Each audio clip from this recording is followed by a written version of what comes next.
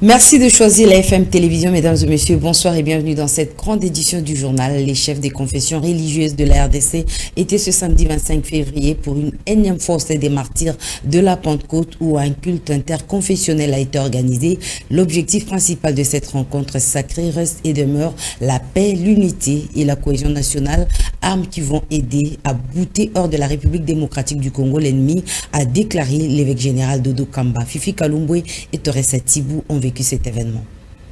L'union fait la force, dit-on. Cette maxime constitue une stratégie de combat adoptée par les chefs des confessions religieuses pour vaincre l'ennemi.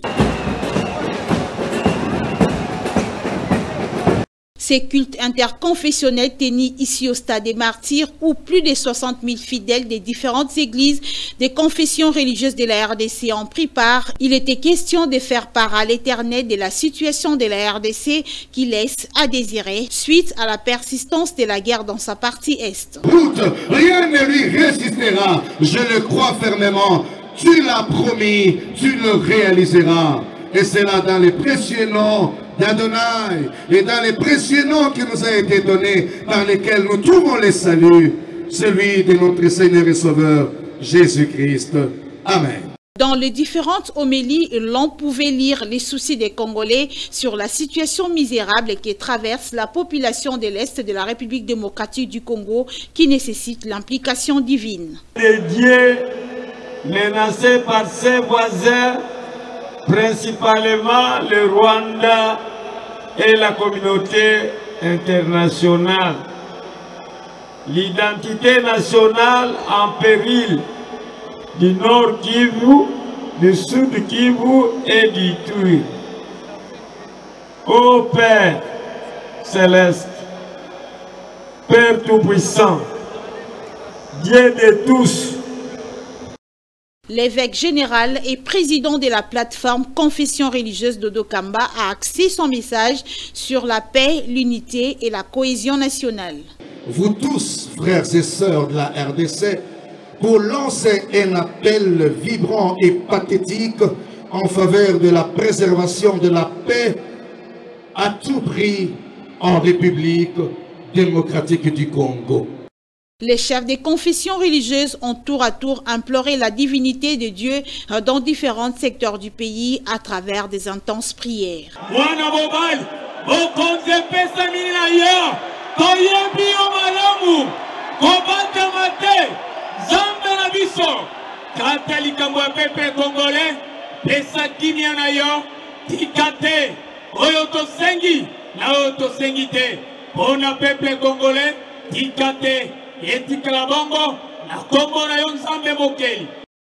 Que retenir alors de cette journée de prières interconfessionnelles, Madame Véronique Tchalabebel circonscrit. C'est le signe de l'unité, de la cohésion autour de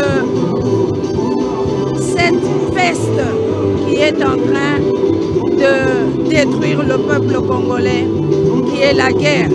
Et aujourd'hui, les Congolais ont montré que devant la guerre d'agression, ils peuvent s'unir et être une même personne. Seul, je ne peux rien, mais ensemble dans la paix, l'unité et la cohésion nationale, nous pouvons. C'était là le message de la plateforme Confession religieuse de la République démocratique du Congo au cours de ces grands cultes interconfessionnels tenus au Stade des Martyrs. Retenez que le moment fort de ce culte interconfessionnel, c'était également les prières dites par le représentant légal des églises autochtones des Bangunza PVA Longo, son éminence l'ambassadeur Mangele Silubasa, ainsi que le représentant légal de l'église Lilobananzambe, le prophète Kondempolo Dominique, qui ont prié tour à tour pour la population congolaise ainsi que pour le processus électoral. Suivez.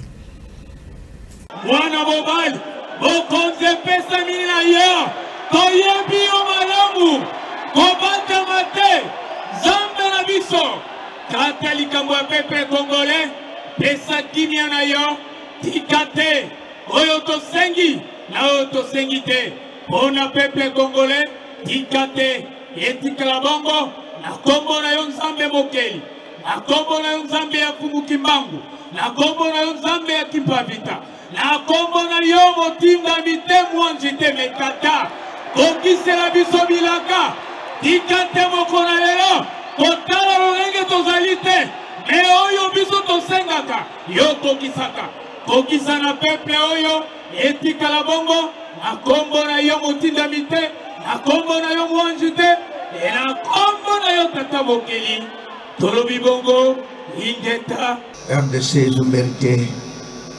Et ça n'a kimia. Sourire agréable. Et sourire céleste, sourire de la grâce. Et ça la mobile madame Boka. Il y a Wenzam Nabiso, to senge panayo, to abadamasum, waza dini libosono tata, aliso kimokete.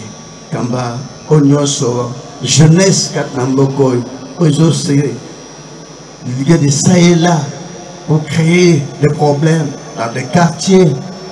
Quartier au Bajeo Kanate, Père Céleste, et Zaranabo qui mobimba oyote, frères, sœurs, jeunes, aimez-vous les uns les autres. Zam la Bomoy, Tony Sabongo, Katamoko Namoko, la Kata jeunesse et comme de Yambilan. Au chapitre des partis politiques, sachez que Glodimboko Kitondo a signé son adhésion en tant que membre d'honneur au sein du parti Congrès national congolais CNC du ministre Pius Mwabulumba Mukala. Selon le nouveau adhérent du CNC, Glodimboko, il faut toujours profiter de l'expérience des vieux pour affronter l'avenir. La cérémonie d'adhésion a eu lieu ce samedi 25 février au siège du parti à la 4e rue dans la commune de Limete. Fifi Kalumbwe et Torres Atibou encore une fois. Pour affronter le processus électoral avec toute quiétude, Glodimboko Kitondo n'a pas voulu aller en cavalier solitaire. Voilà qui justifie son choix au parti politique Congrès national des Congolais CNC de Pius Mwabulumba, qui pour ses nouveaux membres d'honneur du CNC est un parti qui regorge une vision du développement. Je veux juste rassurer ma population, ma base, que nous sommes entre le bonnes mains. Voilà. Nous sommes chez Monsieur l'honorable, son excellence, Monsieur le ministre Pius Mwabulu. Donc nous sommes entre le bonnes mains. Il y a beaucoup de gens qui connaissent bien Monsieur Pius Mwabulu. Donc il n'y a pas trop à dire là-dessus. Mais déjà je suis en train d'éduquer ma base, je suis en train d'éduquer ma population pour qu'ils puissent avoir encore de la connaissance sur Monsieur l'honorable Pius Mwabulu. Au sein du parti politique Congrès national des Congolais, Glodimboko Kitondo a été accueilli à bras ouverts sous une ambiance pas comme avant. Au nom de mes camarades, nous sommes CNC, on dit mieux na CNC, tu vas ligner yo, tu vas yo acquis des droits au Bakosala Moussa pour la routine de la biso. Pendant les lots, continuer pour mobiliser base na yo, CNC dit mieux au Ndapunayo. Toutes les étapes d'adhésion au parti ont été franchies sans embâche. De l'identification en passant par la capture puis l'obtention de la carte de membre d'honneur, rien à dire, Glodimboko fait désormais partie du CNC. Les camarades Glodimboko du CNC justifient son choix au parti par une sagesse qui dit « Si jeunesse savait, vieillesse pouvait ». Monsieur le ministre Pius Mwabulu, et nous connaissons le zèbre. Ce n'est pas au hasard que nous avons pris le courage d'opter pour un choix, le parti Congrès national congolais. Il agira toujours et encore toujours au nom du CNC, un parti qui va lui aider à affronter les élections à venir. Et au chapitre de la sécurité, les rebelles du M23 soutenus par le Rwanda sont appelés à quitter les zones sous leur occupation dans l'est de la République démocratique du Congo. C'est la recommandation des chefs d'État et des gouvernements à travers le Conseil de paix et de sécurité de l'Union africaine en marge de la 36e session de l'Assemblée générale de cette organisation continentale ouverte le samedi. Suivez ce reportage de la presse présidentielle. La 36e session de l'Assemblée générale de chefs d'État et de gouvernement de l'Union africaine a été ouverte ce samedi dans un contexte particulier marqué par les 60e anniversaire de la création de l'Organisation de l'Union africaine et les 20 ans de l'Union africaine. Dans leurs différentes allocutions d'ouverture, les présidents de la Commission de l'Union africaine, Moussa Faki Mahamat, le secrétaire général des Nations Unies, Antonio Guterres et tous les autres intervenants ont rendu hommage au père fondateur de cette institution panafricaine. Moussa Faki Mahamat a fait part de son profond regret de constater qu'en 60 ans, l'Afrique n'a pas pris son envol. Le continent est miné par des crises sécuritaires qui empêchent son développement malgré ses nombreuses richesses. À ce sujet, et prenant l'exemple de la République démocratique du Congo, le président sortant Macky Sall a salué la décision prise par les chefs d'État à travers les conseils de paix et sécurité en vue de ramener la paix à l'est de la RDC. En effet, les communiqués finaux de la CPS a enjoint les M23 et tous les autres mouvements terroristes de cesser immédiatement les hostilités et qu'ils se retirent sans condition de l'est de la République démocratique du Congo. Au cours de cette journée inaugurale, le président de l'Union des Comores, Azali Assoumani, a été investi à la présidente tournante de l'Union africaine pour cette année. Son bureau est constitué des présidents Masisi du Botswana, Évariste Ndayishimiye du Burundi et le poste de premier vice-président attribué à l'Afrique du Nord fait encore l'objet des tractations. Le président sortant Macky Sall, lui, assure le poste de rapporteur. Très actif dans la diplomatie secrète, le président Félix-Antoine Tshisekedi a réussi à faire élire Dr Jean Kasseya à la tête de CDC, le Centre africain de surveillance et de prévention des maladies. Prenons cette nouvelle qui a suscité la polémique pendant la semaine. Le gouvernement congolais envisage la révisitation du contrat avec les entreprises chinoises. L'annonce a été faite par le ministre des Finances, Nicolas Kazadi, en début de semaine. Nicolas Kazadi a également affirmé que ce contrat ne profite pas à la République démocratique du Congo. On l'écoute. Les contrats chinois, eh bien, nous avons... c'est pas la première fois que l'on manifeste le souhait de revenir sur ce contrat. Le Conseil des ministres a plusieurs fois est revenu là-dessus, avec des rapports déposés par les ministres en charge des infrastructures, qui pilotent cette question, avec la ministre des Mines. Mais fondamentalement, le travail de l'IGF permet d'aller plus en détail dans les chiffres. Il n'y a rien de nouveau. Nous avions déjà annoncé à notre partenaire chinois qu'il y avait des choses à revoir. Maintenant qu'il y a des chiffres détaillés sur la table, nous allons discuter avec eux. La Chine reste un partenaire important de la RDC, elle le restera encore pendant longtemps. C'est un gros acteur au niveau mondial. Nous n'avons pas envie de nous fâcher avec eux. Nous avons le droit de défendre nos intérêts, de défendre notre vision, notre stratégie.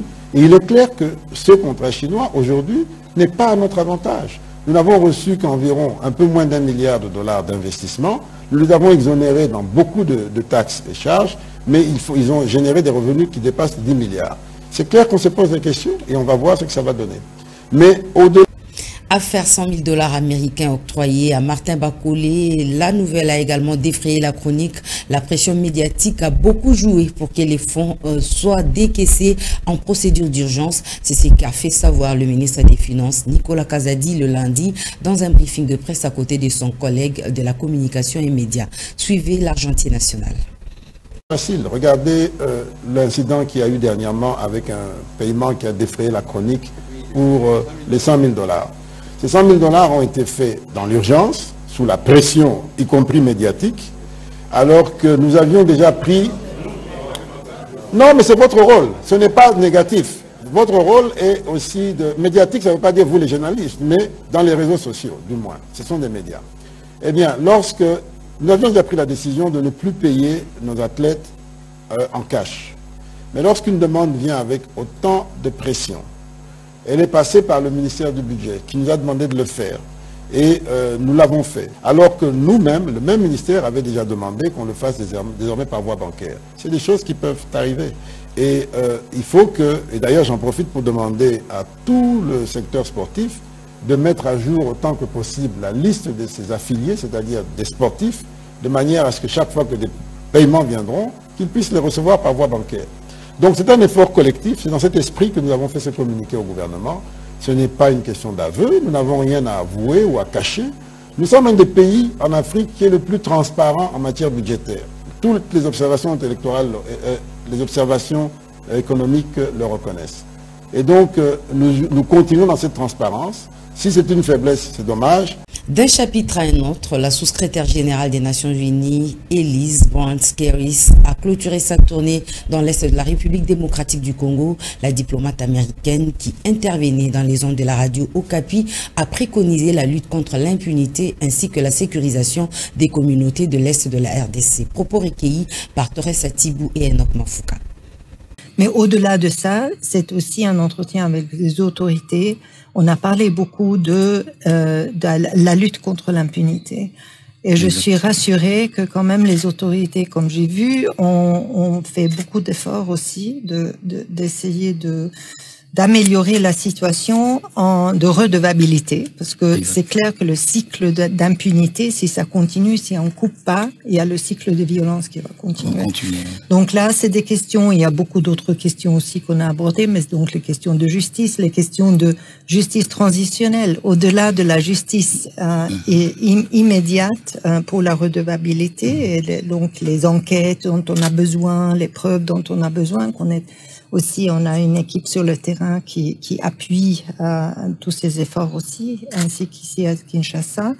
Mais au-delà, bien sûr, c'est aussi une question d'une sécurité des communautés en tant que telles. Donc, une question très importante pour les droits de l'homme, c'est qu'on ne peut pas avoir une réponse sécuritaire, militaire seulement à des défis sécuritaires, mais il faut travailler avec les communautés, il faut avoir cette entente restaurée entre les communautés ou bâtie, s'il n'y a jamais été parfois, mais en même temps, justement, cette montée de tension à travers ces conflits, la montée du discours de haine aussi, des perceptions de haine qui alimentent cette haine, et donc c'est un grand risque quand même pour des tensions et des conflits à continuer. Donc tout ce travail militaire et non militaire, on a discuté avec les autorités aussi. Toujours au chapitre de la sécurité, sachez qu'un présumé rebelle sud-soudanais porteur d'armes blanches a été appréhendé par les militaires du secteur opérationnel Ouélé dans les territoires des Faharadji. Il a été présenté à l'état-major du secteur Ouélé avant son transfert à la justice militaire. Reportage. Monsieur Félix British Jackson, porteur d'armes blanches, sujet sud-soudanais, rebelle NASFA et ancien militaire de son état, qui a été dernièrement arrêté par les éléments du secteur opérationnel où il est dans la localité Adarou, chefferie Logobagela, à plus ou moins 130 km du chef-lieu des territoires des Faharadji, dans la province de Haut-Uélé, était présenté le lundi 20 février 2023 à l'état-major du secteur opérationnel Ouélé pour approfondir les enquêtes avant son transfert à la justice militaire. Cet élément NASFA est entré sur le territoire congolais à la recherche de survie. Lors de cette incursion, ces bandits a grièvement blessé un agriculteur congolais à l'aide d'un couteau afin de lui ravir ses produits agricoles. Informés, les vaillants combattants des 32,050 des bataillons ont fini par maîtriser ces réfractaires sud-soudanais avec professionnalisme en observant les règles des droits internationaux humanitaires.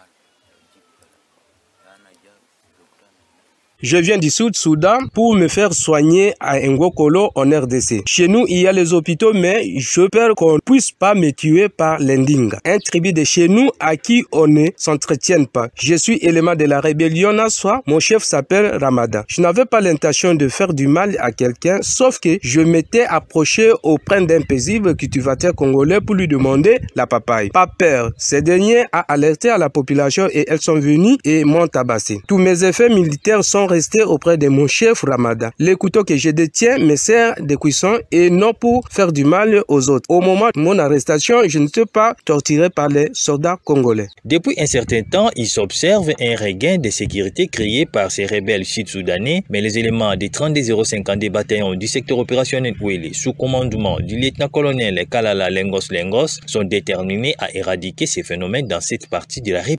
Les rebelles du M23 soutenus par le Rwanda ont encore attaqué les positions des FARDC pendant cette semaine. L'armée qui s'est prononcée sur cette question a condamné ces actes tout en lançant un appel aux différents chefs d'État de l'EAC à constater la violation des différentes recommandations de ce seul feu et prendre des mesures qui s'imposent. On écoute à ces sujets le porte-parole de l'armée au Nord Kivu, le lieutenant-colonel Guillaume Djike. Le RDF M23 ont lancé des attaques généralisées sur 4 de ses positions à Kiahembe, Buchaluichi, Kiusa et Lubula en territoire de Massissi. Et ce, malgré les efforts fournis par les chefs d'État à Nairobi, Luanda, Bujumbura et plus récemment à Addis Abeba, afin d'obtenir les cessez-le-feu de la part de ce dernier. Ces affrontements qui sont en cours au moment où nous communiquons viennent de provoquer des déplacements massifs des populations civiles, entraînant de ces faits un drame humanitaire. Ainsi donc, au regard de ces multiples violations à répétition du cessez-le-feu par le RDF et ses supplétifs d'un 23, le FARDC lance pour la énième fois un appel à la communauté internationale, à l'Union africaine, à la communauté des États d'Afrique de l'Est, ainsi qu'au mécanisme de vérification ad hoc de constater ces bavures et d'en tirer toutes les conséquences. Toutefois, dans le cadre de ces missions constitutionnelles, les forces armées de la République démocratique du Congo ont pris toutes les dispositions qui s'imposent pour éradiquer cette manche et protéger les populations congolaises et leurs biens, tout en demeurant respectueuses de la volonté des chefs d'État de l'EAC. Tous les territoires conquis par les rebelles du M23 soutenus par le Rwanda seront repris sans aucune forme de négociation. C'est la déclaration du général-major Chiko Chitambwe qui revenait d'une mission auprès des pays membres de la SADC. Les sous-chefs d'état-major des FARDC en charge des opérations se montrent donc très optimistes sur la victoire de la RDC face à l'agression rwandaise. Je vous propose de l'écouter. Avec les efforts du commandant suprême, ces efforts qui ont conduit à ce que les sanctions auxquelles nous étions victimes injustement avaient été levées. Nous sommes dans une phase où nous devons essayer de renforcer nos relations au niveau régional avec la SADC et au niveau bilatéral aussi avec quelques pays de la région pour essayer de voir comment nous ouvrir aussi à d'autres horizons, faisant appel à nos différents partenaires dans la région. C'est pourquoi j'étais parti voir nos partenaires et on a eu de bons contacts. Ça va produire des fruits d'ici là. N'oubliez pas aussi que cette organisation nous avait beaucoup aidé à l'époque où nous avions connu la première guerre d'agression dans les années 1999-2000, je pense. Et nous gardons de très bons souvenirs avec nos partenaires de la SADC et eux aussi nous portent à cœur et nous allons voir dans quelle mesure faire un bon progrès sur le plan de défense. Cette guerre nous a pris au moment où nous étions concentrés dans les opérations contre les EDF et les autres opérations dans l'Ituri et dans la partie sud. Les forces armées sont en train de faire leur travail. La guerre contre les Rwandais, nous allons l'emporter. Tous ces territoires conquis par ce dernier seront repris sans aucune forme de négociation. Ça fait presque 25 ans que notre population dans la partie est souffre beaucoup. Du massacre de Makobola jusqu'à Kishiche, tout est documenté. Le massacre de l'Est porte un nom et une adresse. Et tôt ou tard, les responsables vont payer. Affaire, 2 officiers de la police nationale congolaise poursuivis pour complicité aux malfaiteurs dans la province de la Tchopo. Les présumés criminels ont été transférés à Kisangani. Et bien avant ce transfert, les juges de la cour militaire de la Tchopo ont été récusés par les avocats de la partie civile. Suivez. Les 7 présumés criminels, dont 2 officiers supérieurs de la police nationale congolaise, poursuivis par les ministères publics au cours des audiences publiques en chambre foraine organisées par la cour militaire de la Tchopo-Ouélé depuis le mercredi 8 février de cette année au stade Mama Mobutu situé au quartier Kinkole, commune de Mambaya, dans la ville d'Isiro, chef-lieu de la province de Oti-Ouélé, ont été transférés à Kisangani le vendredi 17 février 2023 par décision de cet organe judiciaire. Le colonel magistrat Diemo José, auditeur supérieur de la dite cour, explique. L'instruction a été menée, mais très curieusement, avant-hier, lorsqu'on avait demandé à ce que les parties puissent aller s'apprêter pour se retrouver les samedis pour réquisitoire et plaidoirie, mais fort malheureusement, nous avons été surpris par la requête de la défense de Kitolongo, le PD, qui a réquisé les 2 juges j'ai décidé d'amener tous les prévenus à Kisangani pour que la haute hiérarchie puisse envoyer un juge qui va statuer sur la réquisition. Et après avoir statué sur la réquisition, et on va procéder autrement avec soit une nouvelle composition. S'il n'y a pas d'effet à reprocher à la présente composition, bon, on va les retourner le dossier. Ces inculpés ont été escortés à l'aéroport national de Matari, ville d'Issiro, par les éléments de la justice militaire pour leur embarquement à Kisangani. A noter que ces personnes arrêtées sont présumées auteurs de crimes à répétition dans la ville d'Issiro et territoire de Ouatta en décembre 2022. À cet effet, la population doit avoir une collaboration étroite avec les services spécialisés pour plus d'efficacité dans cette lutte contre l'insécurité. Au chapitre de la diplomatie, les États-Unis d'Amérique soutiennent une RDC forte, stable, pacifique et attachée aux valeurs démocratiques. Déclaration de l'ambassadeur des USA en RDC le lundi après être reçu par le Premier ministre congolais. Lucie Tamlin et Samalou Kondé ont abordé des questions d'intérêt commun aux deux États. On écoute donc la diplomate américaine. Tout d'abord, je voudrais me présenter. Je suis Lucie Tamlin, l'ambassadeur des États-Unis d'Amérique en République démocratique du Congo. Je suis vraiment ravie d'être ici. Je viens de m'entretenir avec son Excellence, le Premier ministre. C'était une visite de courtoisie, mais nous avons abordé des questions sur nos priorités mutuelles et nos intérêts communs. Surtout, moi, j'ai signalé que les États-Unis soutiennent une RDC forte, stable, pacifique et attachée aux valeurs démocratiques. Nous savons que la paix ne peut pas réussir si l'intégrité territoriale n'est pas respectée.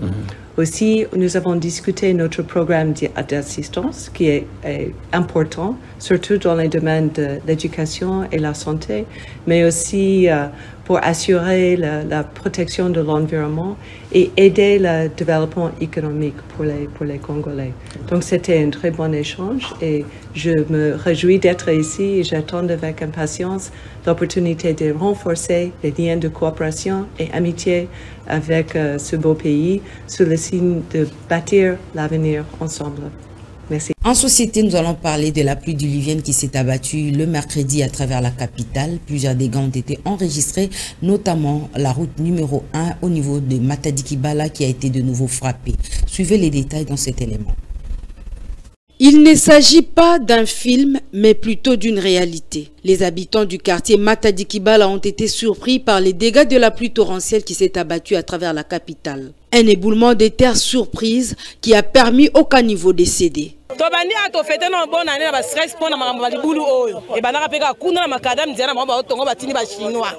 Chinois sali nzela ebuki ekoteli bato ebomi bato ebele babandi kotonga nzela likolo de façon que biso to koma kimia ok nzela on dit ba otonga ba osala bango loko te ba otonga pona intérêt na bango moko.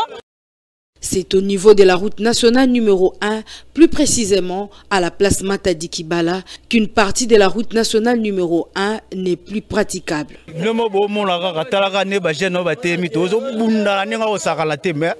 Possibilité zate ya liboso nano batu bakufu bapesi ba $3000 ba mapango eketi na siko na ba pesa ngote ya deuxième yango ya to ebate l'état et le roni nazo raisonner. Rappelons que cette route a été récemment coupée, toujours suite aux dégâts intervenus après la pluie qui s'était abattue dans la journée du 13 au 14 décembre dernier. Le gouvernement a fait de son mieux pour réhabiliter cette route qui sert des trafics entre la province du Congo central et la ville de Kinshasa. Toujours au sujet de cette érosion du quartier Matadi-Mayo, la population de ce coin avait lancé des appels interpellant les autorités urbaines à trouver des solutions urgentes. Je vous propose de suivre ce reportage. Situation Oyo, vraiment on est désolé, on ne sait plus à quel sens se vouer. On est au pied du mur parce que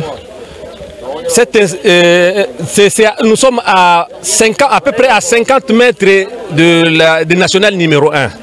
Les gouvernements naturellement devaient intervenir parce qu'il y a des milliers de gens qui sont ici, sont privés d'électricité, privés d'eau. Mais on s'en fout de nous. Les décideurs ne disent rien.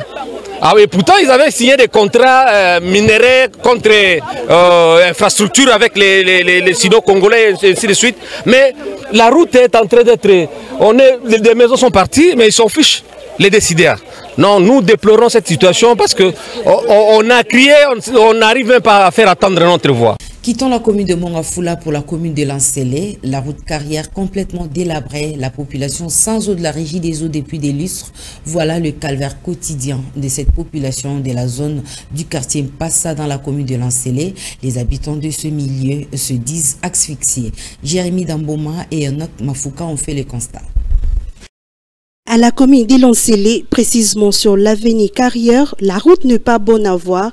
Il y a des nids de poules ça et là, des sacs remplis de sable pour empêcher des érosions qui progressent dangereusement, créant aussi des inondations pendant les pluies. On parle aussi d'une bonne quantité de sable sur le sol, au point que cela rend difficile la circulation pour le motard. Les habitants de cette avenue n'ont que leur voix pour interpeller les décideurs.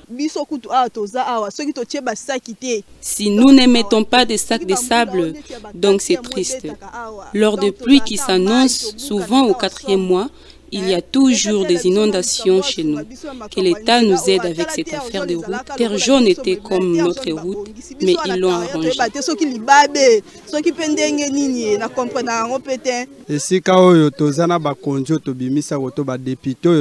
Ici, il y a des députés que nous avons élus. Mais nous souffrons il y a presque 2 ans, nous des motards. À Terre Jaune, ils ont leur macadam. Les Koulouna sont très puissants ici et il n'y a personne pour nous défendre. La route n'est pas seulement l'objet de leurs plaintes. Les habitants des carrières sont en manque d'eau de la régie des eaux, raison pour laquelle ils se servent des eaux des forages, une situation qui ne les achante pas, mais ils sont contraints de faire avec. Les forages que les gens utilisent appartiennent à autrui. C'est les biens privés d'une personne. Ils n'appartiennent pas à l'État. Nous payons 25 litres à 100 francs. Carrière, tout ça, vraiment premièrement. Sur l'avenue Carrière, nous sommes premièrement en insécurité et puis deuxièmement une difficulté d'eau. En tout cas, ça ne va pas. À cause des mauvaises routes, l'on enregistre des accidents et des cas d'insécurité et par manque d'eau potable, la population se sert de l'eau de forage qui n'est pas parfois bien entretenue et occasionne des microbes. Mesdames et messieurs, c'est par cet élément que nous bouclons complètement cette édition du journal consacrée en majeure partie à la rétrospective de l'actualité pendant la semaine. Merci de l'avoir suivi. Excellent studio de programme sur la FM Télévision.